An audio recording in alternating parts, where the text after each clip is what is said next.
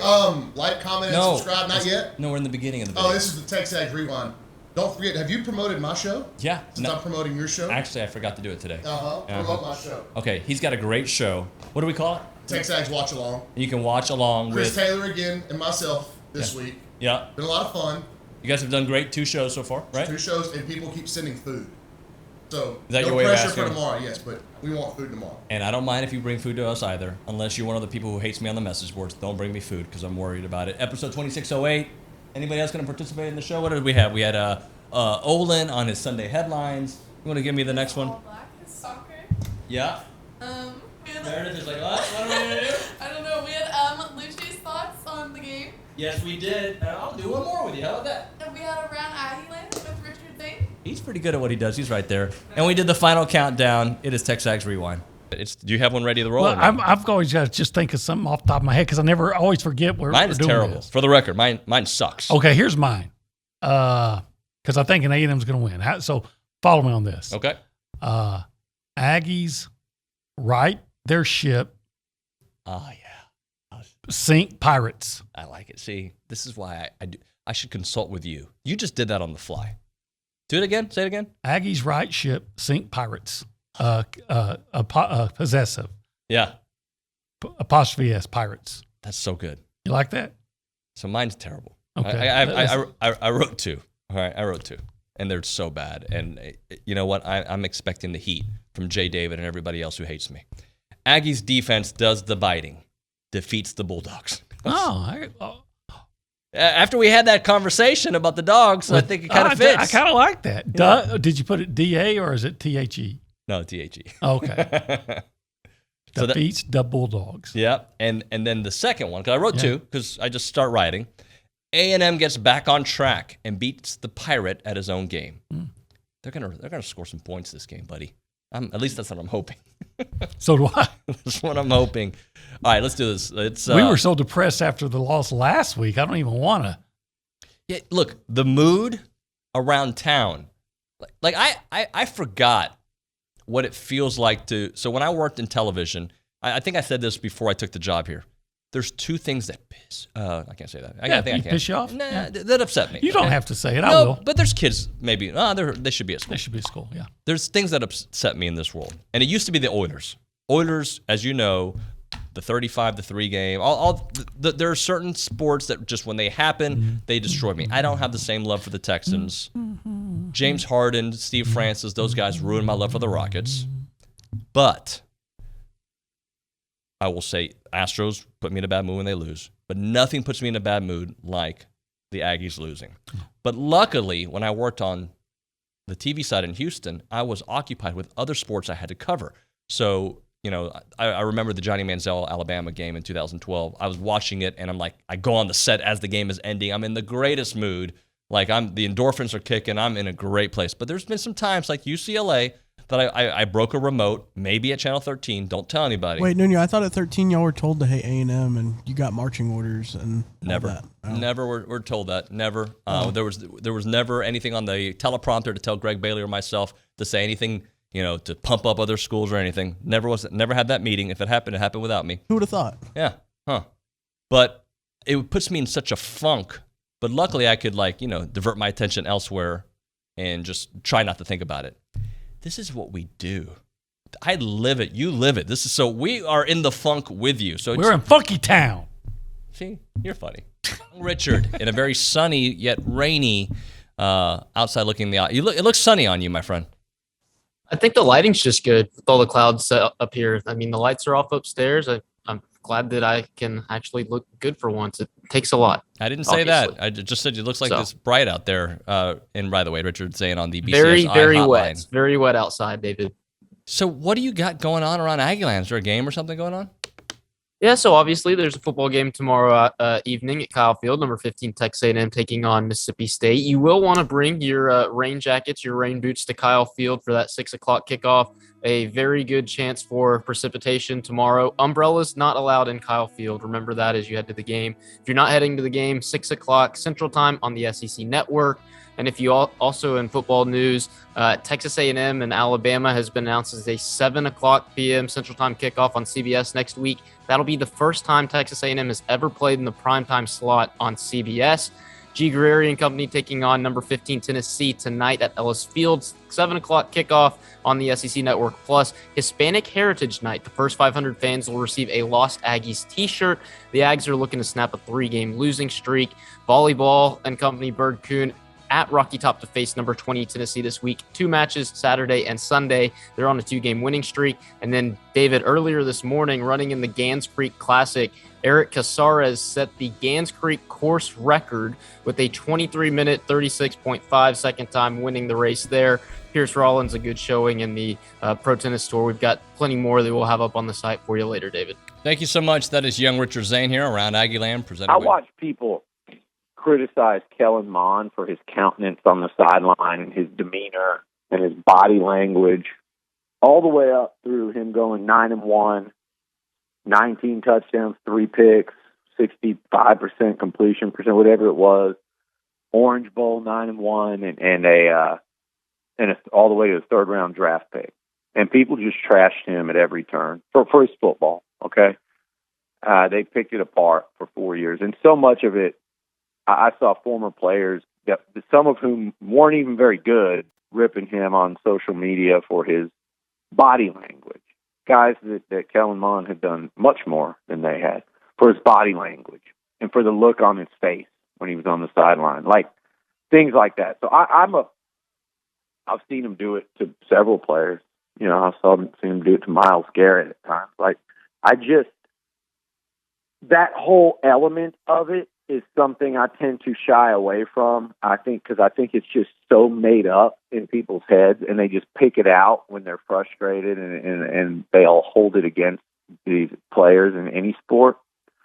But you know it, if you really know it when you see it, you just don't throw it around casually.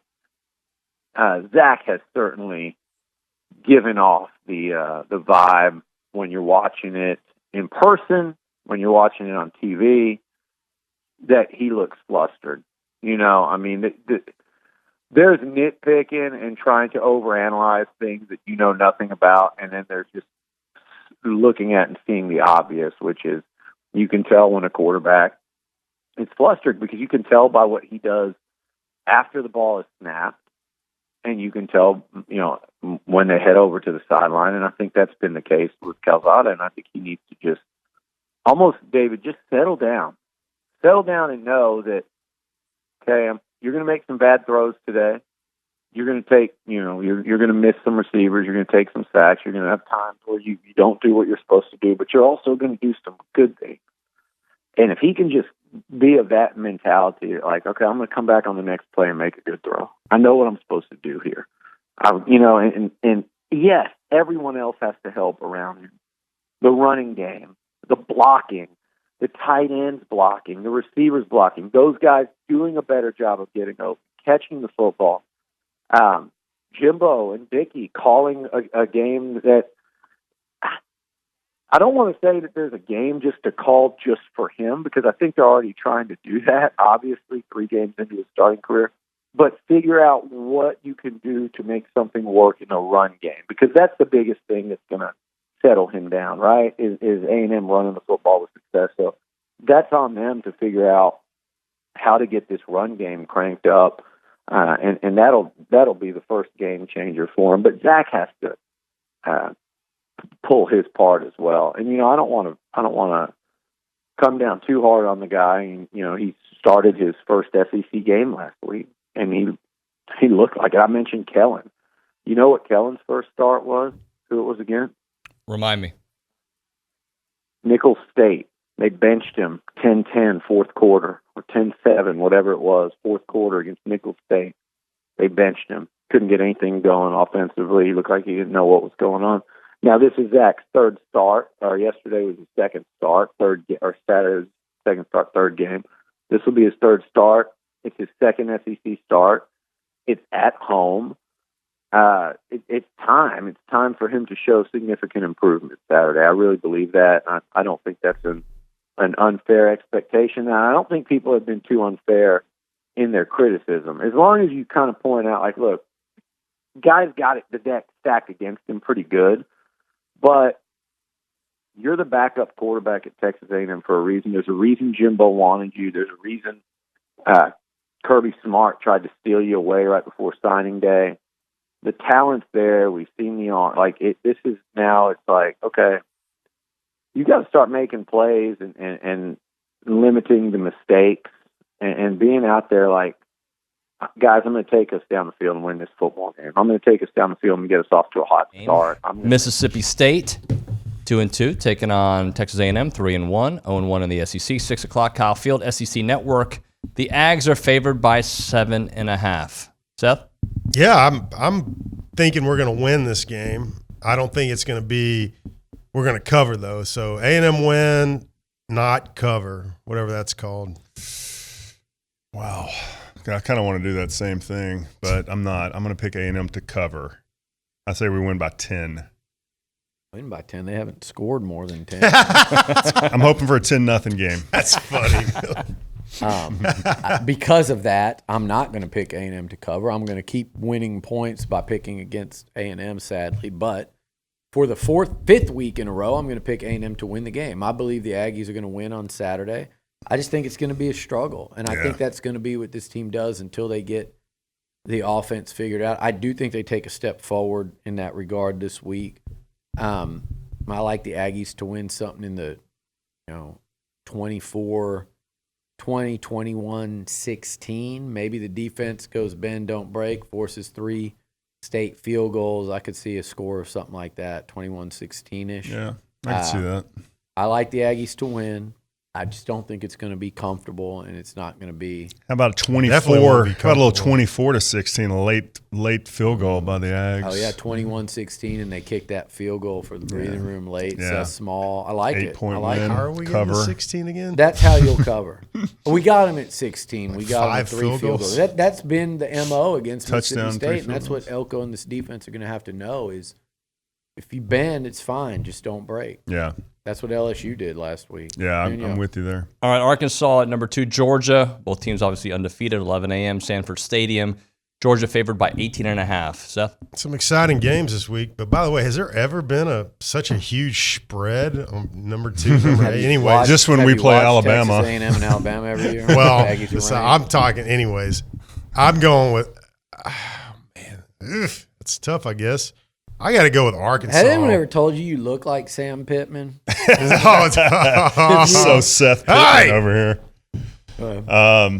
I think I'm going to go with Arkansas too. That spread seems really big for that. I think their defense is good enough to keep them within 18. Maybe not much more than 18. I agree. I'm 100% agree with Steve. Everything he just said. All right. Georgia wins comfortably, but not quite cover. Ole Miss 3-0 at Alabama 4-0, 2:30 Bryant-Denny Stadium on CBS. Bama favored by 14.5. I'll tell you what. It's the same head shape. It's yeah. What? You and Pitt. Whatever, Scott. Stapp. Weird flat area. Can you take me higher? I'm going with Bama to cover this. Bama. I like Bama to cover. I'm actually gonna go Ole Miss cover, not win. Bama wins close like they did last year. Maybe not quite that close. I'm kind of hoping that they just smash Ole Miss. I kind of wouldn't mind it. And by the way, I'm not gonna say it. By the way, I am gonna say this.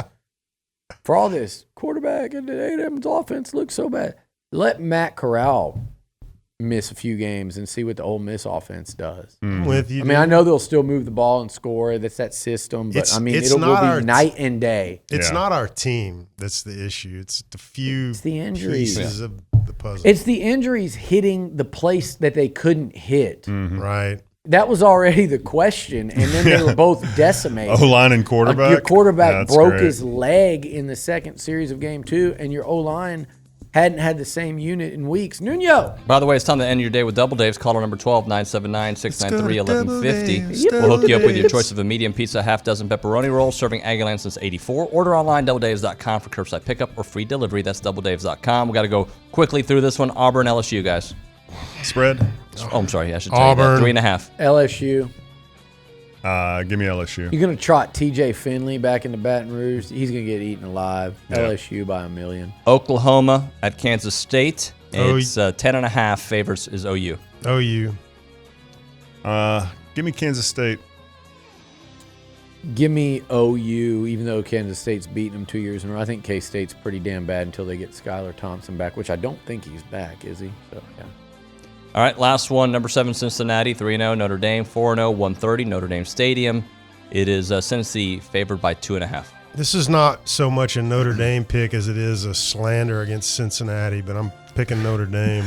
The battle of the overrateds. I'll take Notre Dame to cover or win outright. I'm actually going to take Cincinnati to win by 3 and cover. Thank you, guys. Look how everybody's watching intently. Look at that. Look at the concentration. Look at Romo. Not Romo. Yeah, Tomas Romo just looking like he's like offensive coordinator, just judging the way the offense is going. The show is okay. Thank you so much for watching. Like it, smash it, subscribe, and watch it fully. All the things. That's Meredith. I'm David. Say hi, everybody.